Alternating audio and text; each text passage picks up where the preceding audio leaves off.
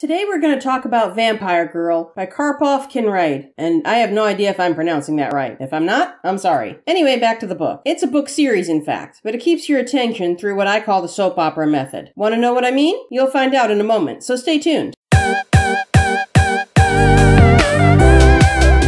Hi there, I'm Devin Blake, writing and creativity coach who helps you get the best life by writing your best book. Welcome to Book Beat, where I review and analyze books and occasionally some book-related products or movies to show you what makes them great or not so great. Let's get started.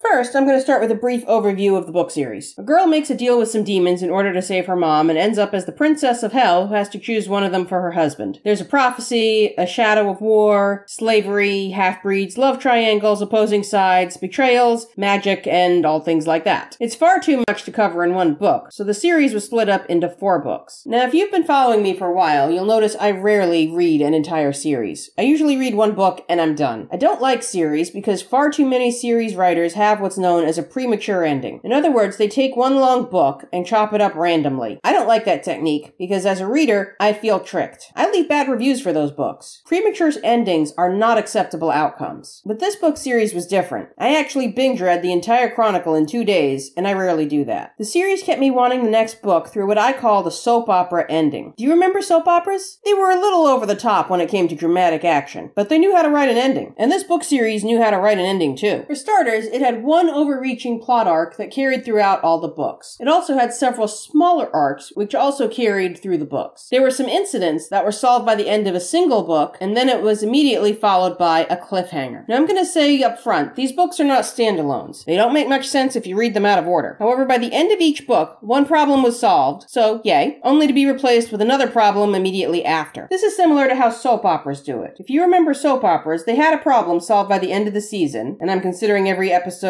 in a soap opera is considered a chapter of the same book, so premature endings in the middle of the season don't count. But then something would happen that would make you tune in for the next season, or the next book in this case. For example, soap operas love showing the single person and the widow in love. After a season through of trials, they get married together and they're expected to live happily ever after. But in a soap opera, when they are minutes away from the happy ending, someone rushes in and says the dead spouse isn't dead after all. Cue the next season, or in this case, the next book. This worked for soap operas for almost a century, and it works for the Vampire Girl series, and it'll work for your book too. So be sure to read Vampire Girl, the entire thing, if you want to see how a series should be done.